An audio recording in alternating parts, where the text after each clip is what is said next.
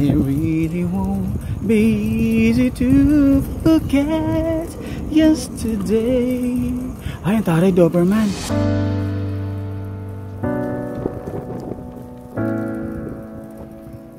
Ayan guys, andito tayo ngayon sa Jurere International. Ulit.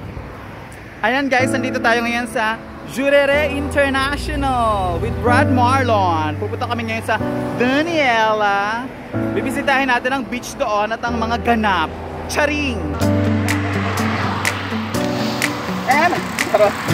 Wow! First time ko dito sa Daniela. Kasama ko si Brad Marlon. Nag-buy kami ng bonggang-bongga. Obvious naman, diba? Ang ganda! Salamat! Daming eme, daming ganap. Charot, Ermengarde.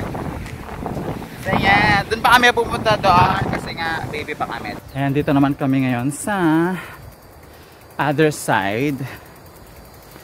Lakad-lakad kasi buhangin na girl. Ang hirap ng mag-bike sa buhanginan girl. So ayan. Ayan na. Kita mo na ba yan, Darn?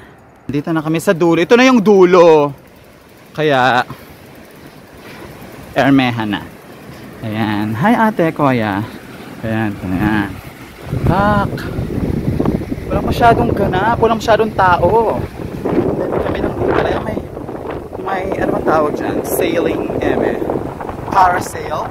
Glide eme. Water kaboom. Ang ganda. Anong oras na ngayon? Alas 4 na siguro. Yeah, mga 4 gana. Hybrid Marlon. 4:30 na pala, girl. Uwi na, girl. Tari. Punta tayo dun sa may parang glide. Punta natin. Wait lang.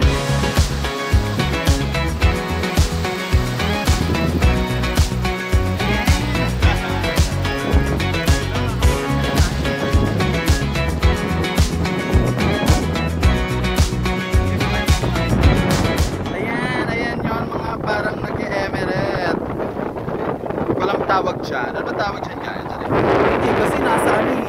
Baka para surf. Sorry. Pwede na-search na lang natin pag-uwi. Ayan guys, ayan yun. Parang nag-rent na yan. Parang rent yard.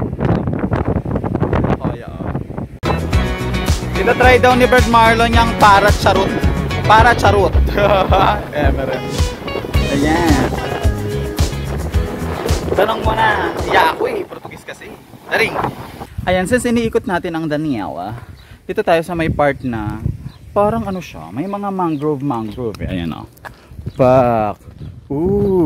Dito daw sabi ni Brad Marlon, may mga syakare, may mga buhaya. Pero sana naman hindi ako ma-attack today. Sana next day. Charing! Ay lalbas, mababaw lang to. Kasi tinan mo yung egret dun oh. Egret ba yan? Yung egret, ang layo na pero nakaapak pa siya, so mababaw nga lang to. Wala, baka nandiyan ang any moment ang mga syakare. Mga maarte. Kinakain to nung una pag maarte. Ayan may mga, diba? Ganda pak. Diba mangrove yan? Eme. Tama ba? Mga mangroves yan, diba? Pak, mga pangmayaman na mga ano, Eme. Diba?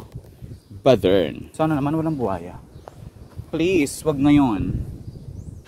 Ay, takot si Boko na. May tumunog. Ciao na. Bye. Balik na kami. Ciao na. Balik na kami. Ayan na nakalagay. Prohibido daw. Pero, prohibido jogar lixo. Prohibido, bawal, prohibited, jogar lixo yaw. Huwag magtatapon ng basura, ganun. Ikaw ba naman magtatapon ka? Meron naman ganun, Tapos magtatapon ka pa dyan. Ano yun? Ayan, ma-care sila dito sa nature. Dapat ganun lang. Ciao, guys! Ayan, girl. Habitat nga talaga siya ng Jacare Papo Amarelo. Ayan na. So, nandyan siya any moment talabas siya. Tapos kakagatin niyo po ako. Legit nga. Dito nga nakatira. So, i-respect daw natin ang habitat nila ng mga wild animals. So, ciao guys, baka makagat ako. Charing eme. So, ang tawag pala sa kanya ay kiteboarding or kite surfing. So, basically, nagpapalipad ka ng power kite while surfing. Kaya kailangan mo ng surfboard. O, diba?